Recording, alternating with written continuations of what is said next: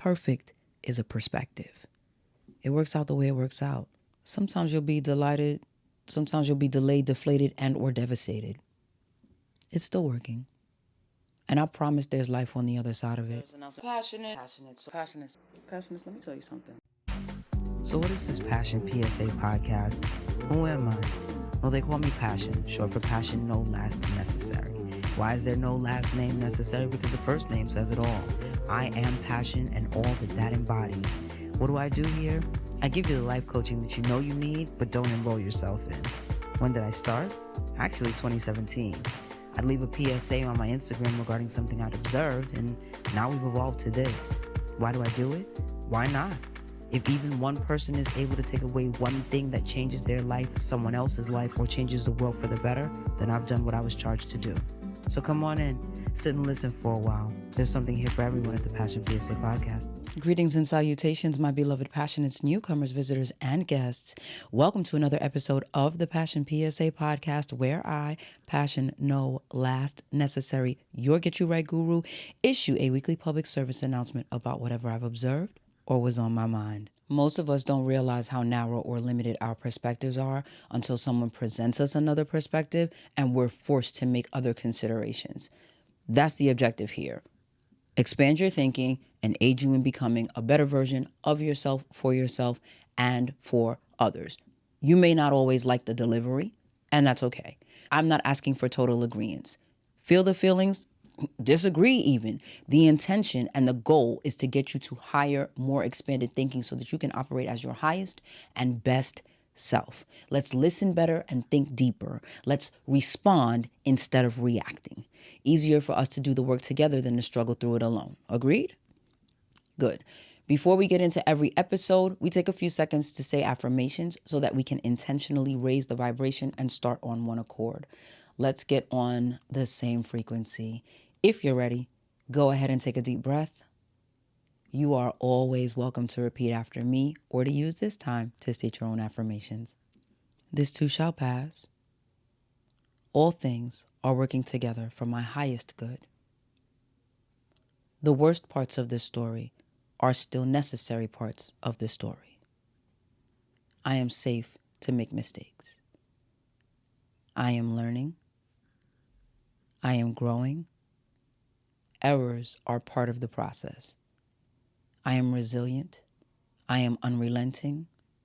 I am determined. I am well. It is well. All is well. Ashe, ashe, ashe. Passionates. I'm not going to come for your neck today. Well, I mean, not all crazy like I usually do. I'm not even going to take a lot of time today. Let's talk about last week. So if you were on time for the premiere, you know, and if you weren't, story time. So I stayed up all night to make sure the episode was written, shot, edited, make sure I had a thumbnail design ready. I took the photos. We talking about 4 a.m. I took the photos, the whole nine.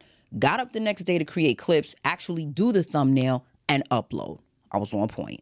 Episode was uploaded, premiere set, bing. I got the link. I started sending it out because y'all know YouTube be shading me down and not sending out notifications. Sidebar.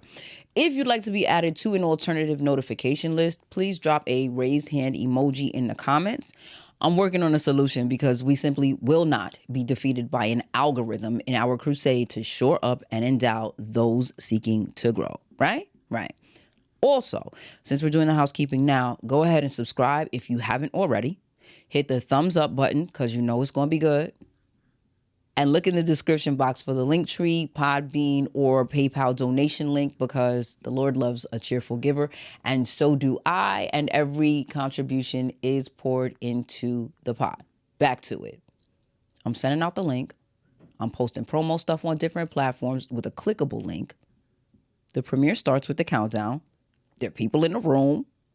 The episode starts, and what? The unedited version starts playing. So here I am on screen doing a terrible version of Ike Turner on Rolling on the River. More passionates are making their way into the room, and I'm watching in horror, trying to figure out how did I make this grave mistake. My mind is flying. I'm trying to think, okay, well, did I say anything off color? Did I do anything unsightly? Because this is embarrassing enough. And I'm at work. My only Wi-Fi access is my hotspot, but I don't get great reception in my office. The file is over 2 gigs. I can't leave to go somewhere else to upload. And now I'm torn because while I've interrupted the episode, anyone with the link may still be able to access the wrong version. Now I'm on the horn. I'm texting and voice noting Ghost. I'm calling Bree. I'm trying to figure out how I made this mistake, trying to upload the correct version. I made the other version private, so it shouldn't be playing. Okay, well, that's a relief. Only Ghost is telling me he refreshed again and I'm back rolling on the river. I took every step to make sure things went off without a hitch, and now, not only is there a hiccup, it's a whole runaway horse and carriage, and I'm at the mercy of technology and people's patience. Because while I wrote in the comments what was happening, you know how y'all don't be reading. Amen. I put it in the live chat for the premiere, but since I had to pull the plug in order for latecomers and newcomers not to watch the unedited version, that note is no longer available. I only have certain people in the Passionate Gathering space, so I can only advise but so many people. All these I don't have, I can't do's. And what I really, and most importantly, don't have is the luxury of sitting in my embarrassment and horror and sulking because I have to make things happen ASAPidly. Because for all the support I have, they have no access to the files to effect or exact change. So here I am premiering an episode on how to start an uncomfortable conversation while living through an embarrassing moment live that is a source of so much pleasure and lighthearted amusement for everyone else watching, but not at all for me.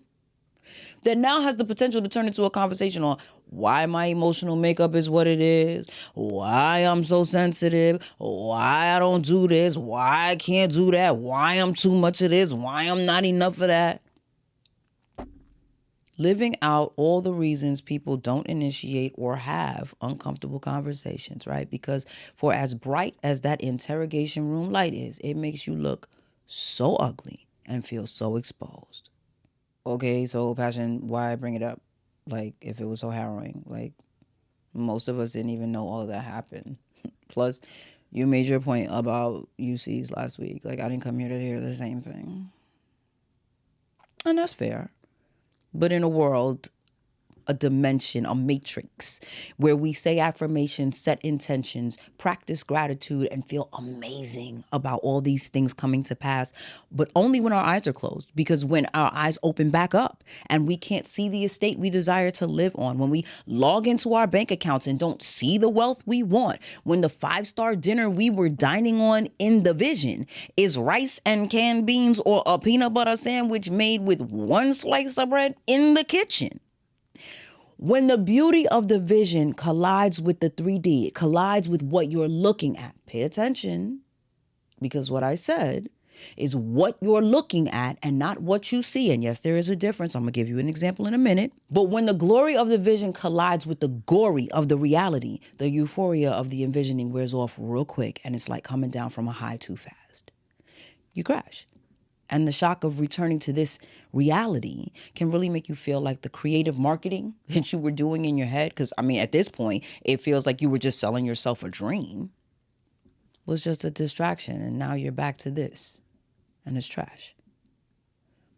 I'm going to pause right here, and I'm going to give you the example for what you're looking at versus what you see, right? My coworker showed me a reel the other day of a male who shot and injured a tourist. This is in New York City. And in the process of running away, he shot at PD. PD couldn't get a clear shot at him because of the crowd that was there. So they couldn't shoot back. He got away, but was later caught. The reel was showing him in cuffs being escorted to the police vehicle while his mother is watching and wailing for her son. He was linked to, and I believe guilty of, like 26 other crimes similar to this one. I think. I'm not sure, so don't quote me. The point is, what she was looking at, a man guilty of multiple crimes being arrested. What she more than likely saw, her baby being hauled off like some common criminal. She probably saw her newborn, his first steps, his toothless picture day photos. She saw his best while looking at his worst. And all the rest of us only know of his worst. So That's all we can or choose to see. Looking at the tenement in which you live and seeing it as a tenement will keep you in a tenement. Looking at the tenement in which you live and seeing it as the sprawling estate you desire and feeling like you're living the dream will have you living the dream faster than you realize. Back to how this ties in with the story time. I make affirmations every rising before I even get out the bed. I speak success, accomplishment, achievement, all the success synonyms. I encourage myself, right? And I believe it too. Specifically, in this instance, I set the intentions and then walked them out. I intended to have everything done in a timely fashion, have the episode released on the correct day at the correct time, and I did everything to ensure that took place. I was grateful for the desire to make it happen, the strength, energy, effort, all of that, right? Like genuinely. Not like how we say, oh, I'm grateful for whatever, but we're wholly disingenuous in saying it. We're just saying it because we're practicing gratitude instead of being grateful. Catch that. And I felt so good about it all. And still, kablewy pow pow. Passion, is this going to go the way it goes? That may be because your prayer and supplication wasn't as specific as you thought was enough. That may be because what you see as disaster is the precursor for your greatest win. Or not. Maybe you see it as a disaster and it absolutely is, and you're having a Job experience trying to figure out how you did everything right and still ended up with nothing but a whack story to tell. But your whack story, not even after it turns around, but while it's still being written, could end up being a New York Times bestseller. It could be a viral series that starts out as a funny share on social media that turns your life into 10 different shows that everyone wants to watch. The point is, if you believe it's all working for your highest good, you have to know that all is the first operative and working is the second. All means the bad, the devastating, the debilitating, and the good. All means the things that went exactly the way you picture them and the things that weren't part of the picture at all. All means nothing is excluded. Working means it's in motion. It's real time. It's currently and actively happening. Working and worked aren't the same. I stayed up all night writing, shooting. I did all the things I needed and wanted to do to have a seamless premiere. It worked. I had a seamless premiere of the wrong version of the right episode.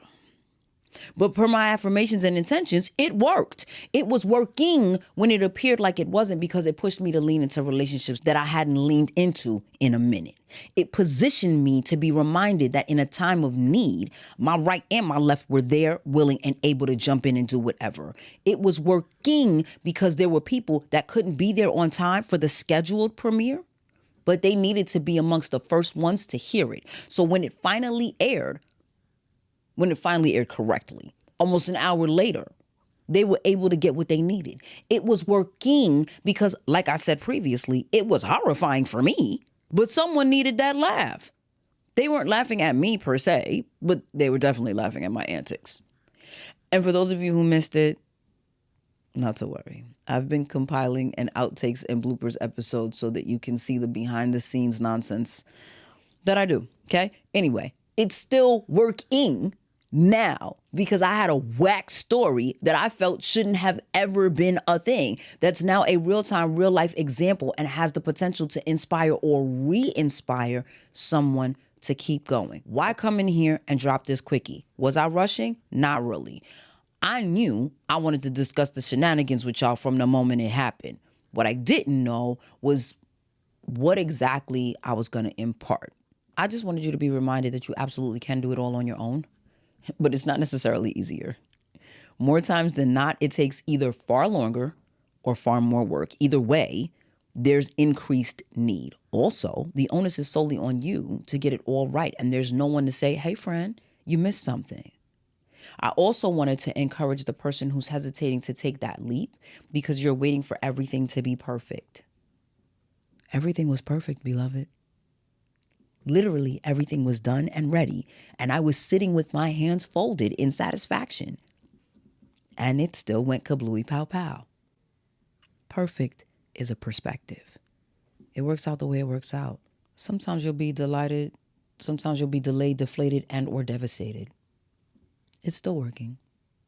And I promise there's life on the other side of it, even when others bring it up because it's just so funny to them. And it's a trigger for you. So your trauma response or your trauma desire, because ain't nobody trying to catch a charge because of this little stupid head and their amusement. Even when your desire is to spar to kick them into the abyss. Sometimes the little kablewy pow-pows are to give you a dress rehearsal for an impending kablewy pow-pow. Like if I would have dissolved into the floor over this, what would I have done if it was a larger scale, a larger audience, or there was more on the line?